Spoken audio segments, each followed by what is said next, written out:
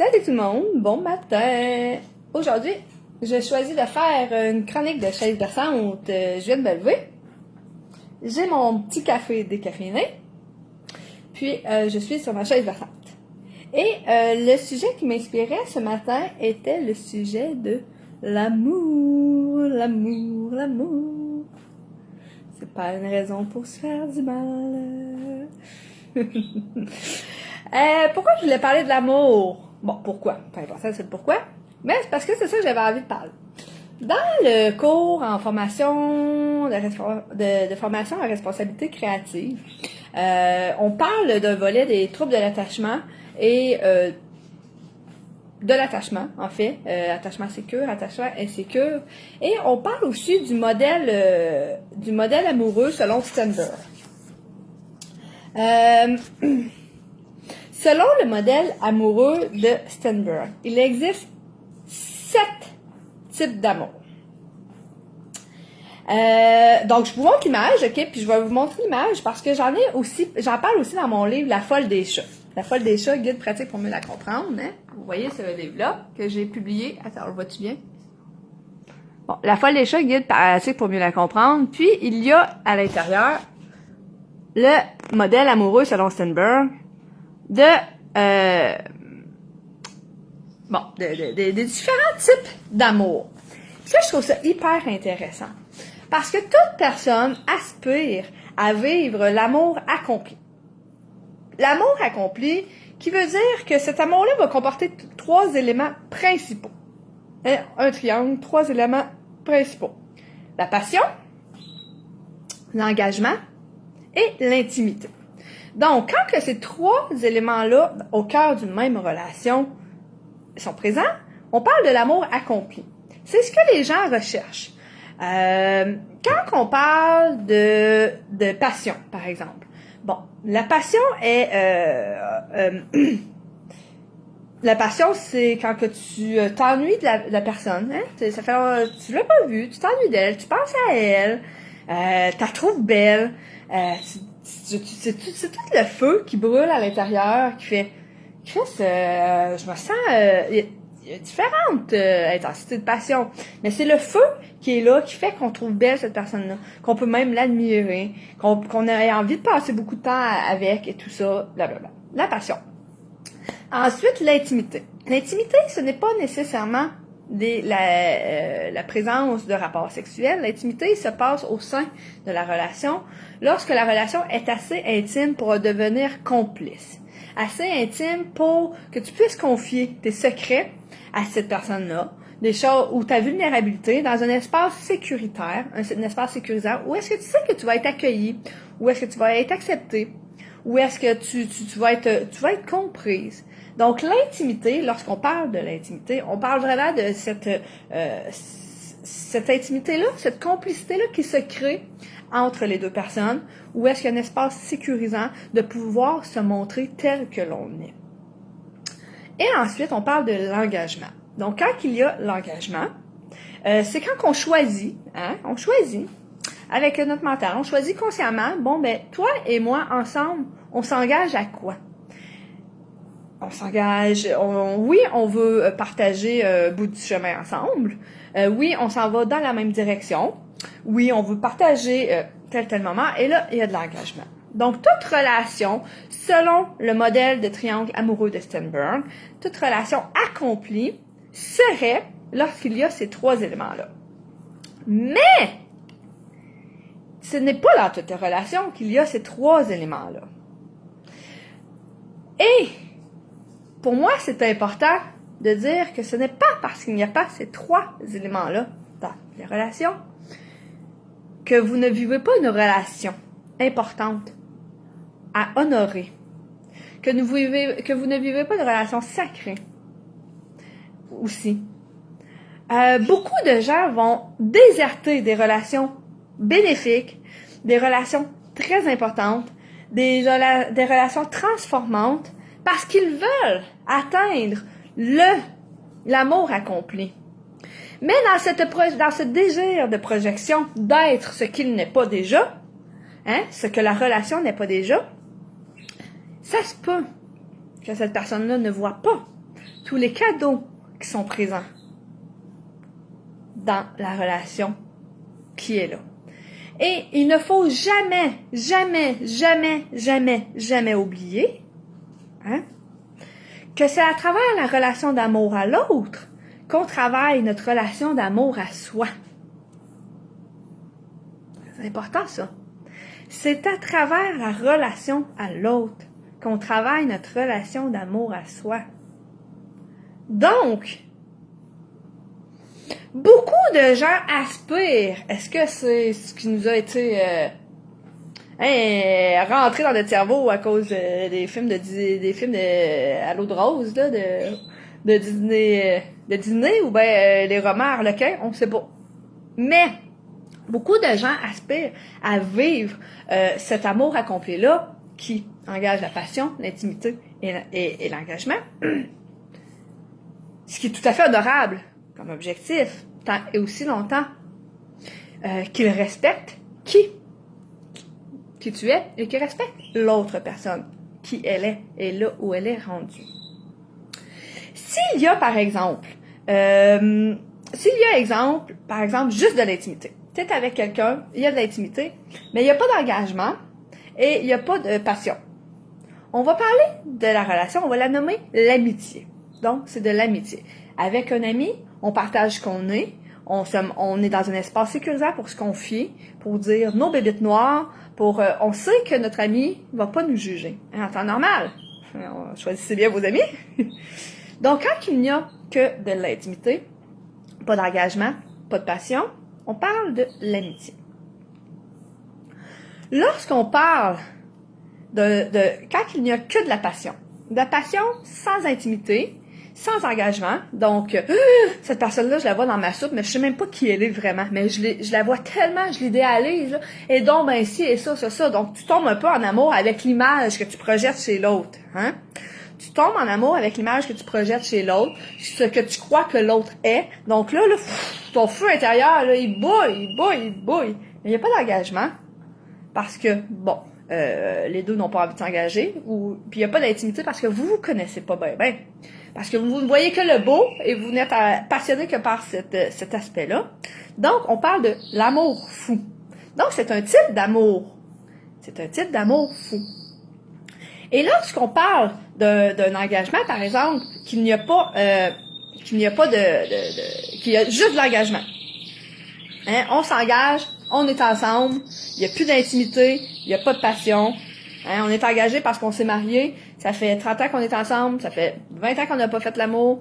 Je peux même plus parler à mon conjoint ou à ma conjointe sans qu'on chicane, sans qu'on s'obstine, sans que ça marche plus. Je peux même plus me montrer tel que je suis, parce que quand je me montre tel que je suis, ben je me fais reprocher de ce que je suis. Hein? Eh bien là, on parle de l'amour vide.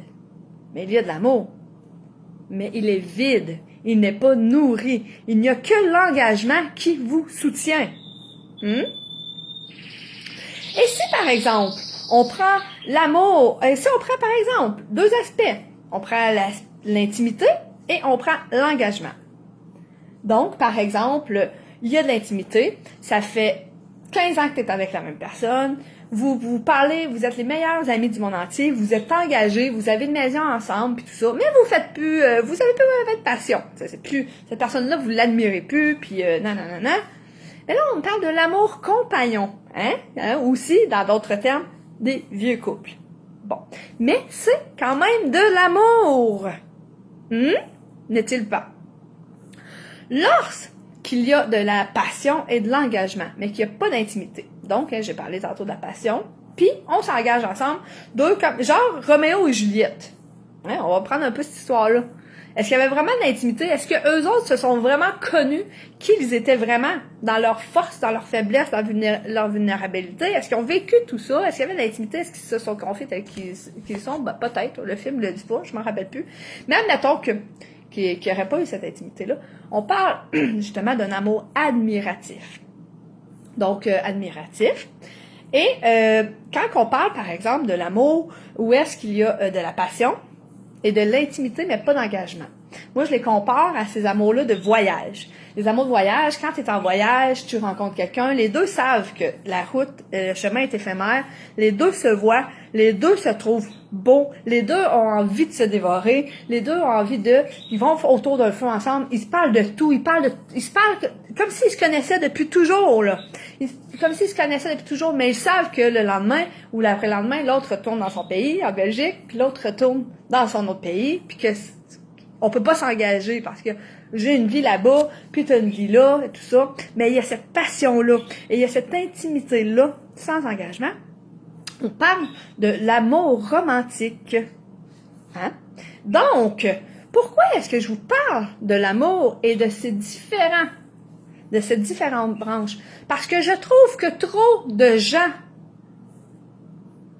trop de personnes se déconnectent de soi, ou se connectent trop à l'autre, ou se déconnectent de l'expérience qui se passe ici maintenant dans la relation pour aspirer à avoir l'amour accompli. Et il y a trop de gens qui ne sont pas présents dans leur relation, qui ne sont pas présents à eux. Il y a trop de gens qui se perdent aussi dans l'autre. Et le message de cette chronique de Chaise Berçante-là, ce que j'ai envie de véhiculer, c'est que qu'importe le type que tu vis, il y a des perles à récolter. Il y a des cadeaux à récolter. Mais beaucoup de gens ont peur que les choses se terminent. Beaucoup de gens ont peur de s'attacher au cas que ça brise. Beaucoup de gens ont peur que la personne s'attache au cas qu'elle soit obligée à un moment donné de mettre une limite à cette relation-là, puis qu'elle se sente inconfortable de le faire. Beaucoup de gens n'osent pas vivre réellement ce qui est là, en toute authenticité, parce qu'ils sont éparpillés. Peut-être par manque de connaissances aussi, hein, de ces connaissances-là que je viens d'apporter au niveau de l'amour. Peut-être par manque d'écoute de son intuition, de son ressenti. Peut-être par un besoin trop grand, une demande d'un besoin d'être rempli trop grand, parce qu'il y a une souffrance qui veut pas être entendue, donc on va aller s'abreuver de l'amour qu'on veut chez l'autre pour ne pas ressentir cette souffrance-là. Toutes ces réponses sont des possibilités, des interprétations. Toutes ces réponses sont certes tout à fait une réalité ou une perception de. Ensuite, où est-ce que je m'en allais avec ça?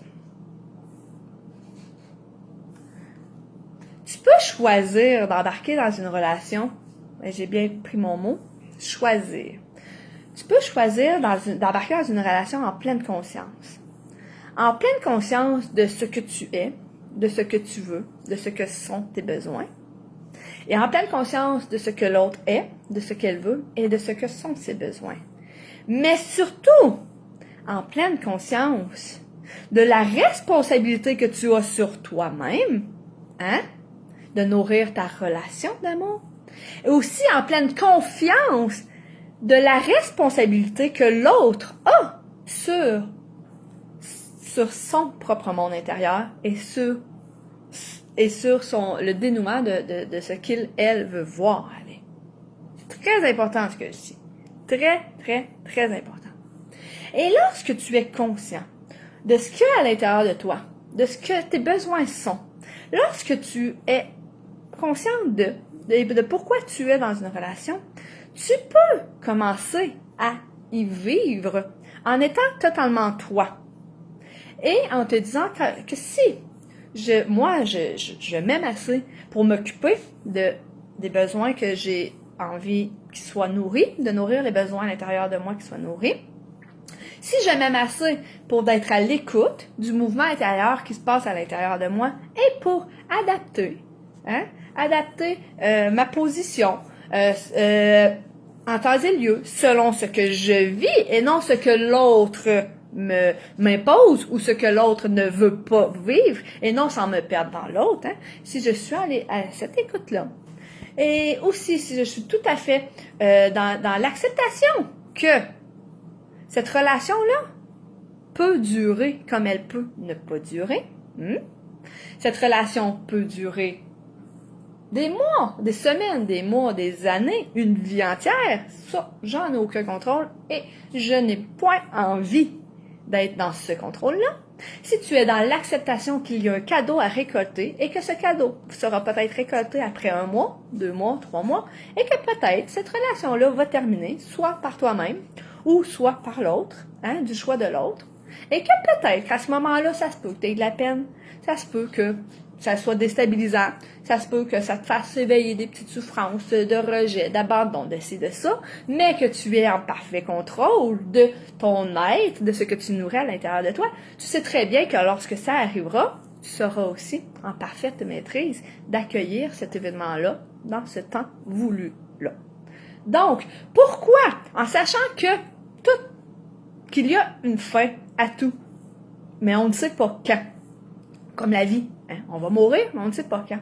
Pourquoi donc ne pas s'installer dans notre chaise confortablement, puis d'aller d'avancer dans une relation qui peut-être ne correspond pas à nos désirs, attentes, ou qui ne comble pas tous nos besoins, hein? Mais qui nous fait du bien, hein? Où est-ce qu'on se sent qu'on peut être qui on est? Où est-ce qu'il y a beaucoup de joie? Échanger avec cette personne-là? Beaucoup d'affection, beaucoup d'attention, beaucoup de tendresse, un respect mutuel. Pourquoi vouloir définir absolument de devoir vivre l'amour accompli alors qu'il peut y avoir de la magie tellement présente dans la relation qui n'a pas nécessairement ces 3 aspects-là que j'ai nommés au début de la vidéo, qui est l'engagement, l'intimité et la passion. Ça n'est-il pas? Ça a-tu du sens ce que je dis? Et comment est-ce qu'on est dans une relation lorsqu'on décide d'être à l'écoute de soi parce qu'on sait qu'on travaille notre relation d'amour à soi, tout en étant dans le respect de l'autre, mais dans la confiance que l'autre se responsabilise dans ce qu'il vit aussi et de ne pas prendre son monde intérieur et ne pas le faire sien, non, le laisser lui aussi ou elle aussi gérer ces choses. Comment est-ce qu'on vit une relation comme ça? Tu vis cette relation-là dans cette conscience-là, que dans cette écoute-là, ici, là, qu'est-ce qui bouge? Qu'est-ce que tu as envie de? Et tu agis. Ça ne sert à rien d'être dans une relation et de marcher sur des œufs. Si tu es dans une relation et que tu as l'impression que tu marches sur des œufs, ben déjà là, tu es en train de te renier, toi. Hein? C'est pas la faute de l'autre, c'est pas parce que l'autre veut pas s'engager que là, t'oses pas le coller assez, t'oses pas dire des petits mots doux, t'oses pas faire ça parce que tu veux pas le faire fuir. Non. C'est pas de sa faute. C'est ta faute à toi, ou c'est ta responsabilité plutôt. Hein? Donc, si tu es dans une relation où est-ce que tu marches sur des œufs parce que tu veux pas ci, ça, ben dis-toi que déjà, à la base, c'est pas de la faute de l'autre. C'est toi qui ne fais pas ce que tu as réellement envie. Pourquoi? Parce que tu aurais peur que cette relation se termine. Peut-être. Mais tout se termine. Apprends à renforcer ta présence à toi pour être dans cette absolue vérité que même si une tempête se prépare, tu es comme un roseau. Hein? Le roseau, quand il y a une tempête, qu'est-ce qu'il fait? Il est souple. Fait que la tempête le brasse tout partout, mais il ne casse pas. Hein? Au contraire de quelque chose qui serait dur puis qui casserait. Donc, déjà en partant, si tu es dans une relation puis que tu marches sur des œufs, parce que tu as peur de ça, pose-toi une question. Dis-toi, il y a de quoi que je suis en train de renier de moi-même. Déjà, tu n'es pas en relation authentique avec toi-même. Très important. Donc, pourquoi ne pas juste simplement, si tu es dans une relation avec une personne, qu'importe s'il y a la passion, qu'importe s'il y a l'engagement, qu'importe s'il y a l'intimité, à la minute que tu es en relation avec une personne, c'est qu'il y a 2 personnes qui veulent être en relation. Qu'importe la couleur de la relation, si tu es en relation, il y a 2 personnes qui veulent l'être. Pour la raison Les raisons, c'est pas important de savoir, mais c'est qu'il y en a deux. Fait que déjà là, t'es pas là pour rien. T'es pas là-dedans pour rien. Mais t'es là pour apprendre à travailler ta relation d'amour avec toi. Donc, par exemple, moi qui adore toucher, qui adore coller, qui adore l'affection, bon, ben, si je suis en relation avec quelqu'un, ben, je vais aller chercher ces caresses-là. Je vais pas m'empêcher de faire des compliments si j'ai envie. Je vais pas m'empêcher d'être ça par peur d'être trop envahissante. Pourquoi? Parce que j'ai confiance et je respecte le partenaire de l'autre. J'ai confiance et je respecte. Mais écoutez bien la différence. Respecter l'autre, c'est pas de se dire, oh, je sais que lui, il aimerait ça que je le touche moins, ou que je le flatte moins, tout ça, parce qu'il est pas trop à l'aise, parce qu'il a peur de s'engager, puis tout ça, puis blablabla. Hein, je pourrais partir là-dedans, je pourrais aller me perdre dans l'autre, puis me dire, je vais le respecter, de base, je le toucherai pas assez. Oh! Mais là, qui est-ce que je respecte pas? Hein? Moi, j'ai mon besoin d'affection, j'ai mon besoin de tendresse. L'autre, je suis pas certaine qu'il en veut autant parce que l'autre est jamais quelque part. Donc, quand que je parle du respect de l'autre, hein, et de la confiance en l'autre, c'est celui d'avoir confiance que l'autre est capable de gérer son malaise à l'intérieur de lui que mon débordement d'amour puisse apporter. C'est d'avoir confiance en l'autre, de le voir tel qu'il est, dans sa force et dans sa puissance. D'avoir assez confiance en lui de me dire que si il est mal à l'aise par mes démonstrations affectives, eh bien, il est capable de gérer ça. Il va être capable de le gérer à l'intérieur de lui. Il va être capable de l'exprimer s'il en a envie. Il va être capable de s'affirmer. Il va peut-être même se dire, c'est trop pour moi, je désire mettre fin à cette relation-là. Ça se peut très bien. Tous ces scénarios-là sont possibles. Mais ça lui appartient. Ça ne t'appartient pas à toi, être qui est dans cette relation-là. Ce qui t'appartient à toi, c'est toi. Et toi est ta position que tu choisis d'avoir. C'est très important, ce que je dis. C'est très important. Tout ce que je nomme. Donc, c'est ça, travailler la relation d'amour à soi, à travers l'autre, grâce à l'autre. L'autre est un cadeau.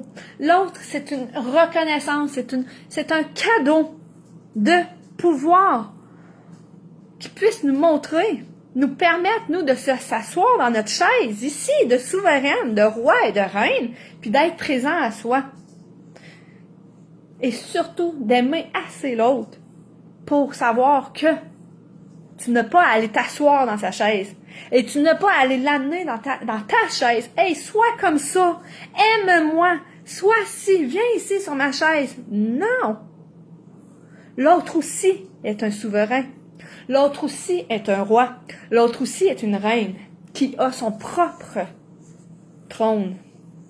Donc, une relation d'amour mature, consciente, c'est ça. Donc, qu'est-ce que tu choisis de vivre, toi? Est-ce que tu as envie, enfin, de t'aimer assez pour considérer, pour écouter ce live-là, puis l'écouter peut-être 2 fois, peut-être même 3 fois, puis de prendre des notes? Parce que la source de toute souffrance en relation est justement dans cette recherche de l'amour parfait, dans cette recherche de combler des besoins par l'autre, dans cette recherche de vouloir tellement être aimé par l'autre, de vouloir soit le sauver, soit le transformer, soit se perdre dans l'autre. Dans l'incompréhension. Donc, qu'est-ce que c'est une relation d'amour? C'est tout ça à la fois. Ça ne peut être que de la passion.